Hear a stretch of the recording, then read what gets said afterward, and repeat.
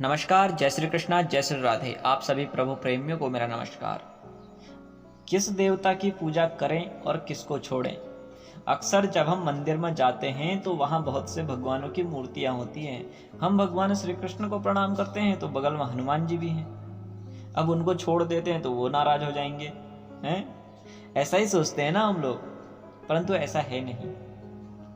भागवत में यही प्रश्न शौनकादिक ऋषि सूत जी से पूछते हैं कि किसकी पूजा में सबकी पूजा हो जाए, कौन श्रेष्ठ है। यही प्रश्न शौनकादिक ऋषि सूत जी से पूछते हैं। सूत जी जवाब क्या देते हैं? सूत जी कहते हैं कि निष्ठा एक में होनी चाहिए और निंदा किसी की नहीं होनी चाहिए। अर्थात आपका इष्ट एक होना चाहिए। अब इष्ट का चयन आपको कैसे करना पड़ेगा? आपकी कुल परंपरा के अनुसार जो आपके इष्ट रहे हैं वो आपके इष्ट देव होंगे। यदि आपको वो पता नहीं है तो जिस भगवान की तरफ, भगवान शिव की तरफ ज्यादा आकर्षित है तो भगवान शिव को अपना इष्ट बना लो। भगवान श्री कृष्ण की और ज्यादा आकर्षित हो तो उनको अपना इष्ट बना लो। श्री राम के प्रति ज्यादा आकर्षित हो तो उनको अपना इष्ट बना लो। दूसरा ये है प्रकार, जिसके प्रति आप ज्यादा आकर्षित है उसको अपना इष्ट बना लो आप, यदि आपको पता नहीं है कुल परंपरा के अनुसार कौन है आपके इष्ट। तो इसलिए इष्ट की पूजा में ही सबकी पूजा हो जाएगी और निंदा किसी की नहीं होनी चाहिए। उनके अलावा जो और देव हैं उनकी निंदा नहीं होनी चाहिए, उनकी उपेक्षा नहीं होनी चाहिए, उनका भी सम्मान होना चाहिए, उनकी भी सेवा होनी चाहिए। श्री रामचरितमानस में हम देखते हैं बाबा तुलसी कौन है उनके इष्ट देव? बाबा तुलसी के इष्ट देव भगवान श्री राम हैं।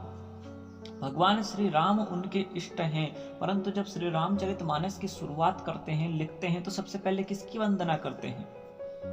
वर्णानाम अर्थसंघानाम रसानाम छंदसामपि मंगलानाम च कर्तारौ वंदे वाणी विनायकौ। वंदे वाणी विनायकौ, वाणी और विनायक यानी कि माँ सरस्वती और भगवान गणेश की वंदना करते हैं, गुरु की वंदना करते हैं, ब्राह्मणों की वंदना करते हैं, देवों की वंदना करते हैं।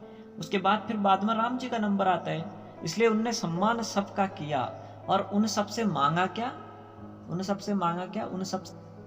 उन्होंने ये मांगा कि इन सब से यही मांगा कि मेरी भक्ति प्रभु श्री राम के चरणों में बन जाए, मेरी रति भगवान श्री राम के चरणों में बन जाए, मेरी भक्ति उनके चरणों में अपार हो जाए। यही सब इनसे मांगा।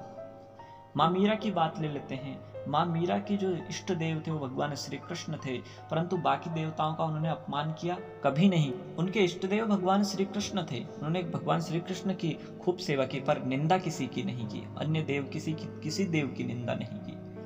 तो इसी प्रकार से निष्ठा एक में होनी चाहिए और निंदा किसी की नहीं होनी चाहिए। अर्थात आप अपने इष्ट को पूज लो तो सबकी पूजा हो जाएगी और शेषों को की उपेक्षा नहीं होनी चाहिए। जो शेष देवता हैं उनकी उपेक्षा नहीं होनी चाहिए, बल्कि उनको ये मानना चाहिए कि ये मेरे इष्ट के ही सब अवतार हैं, मेरे भगवान के ही सब अवतार हैं। ये मांगकर पूजा करनी चाहिए, ये मानकर पूजा करनी चाहिए कि ये सब मेरे भगवान के ही तो अवतार हैं, इनकी पूजा कर ली तो इन सब की पूजा हो गई।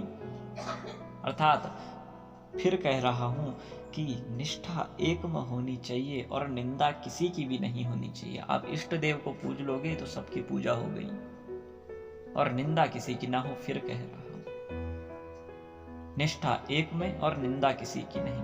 यदि आपको वीडियो अच्छा लगा तो वीडियो को लाइक कीजिएगा, कमेंट कीजिएगा और शेयर कीजिएगा। मिलते हैं अगली वीडियो में। जय श्री कृष्णा, जय श्री राधे।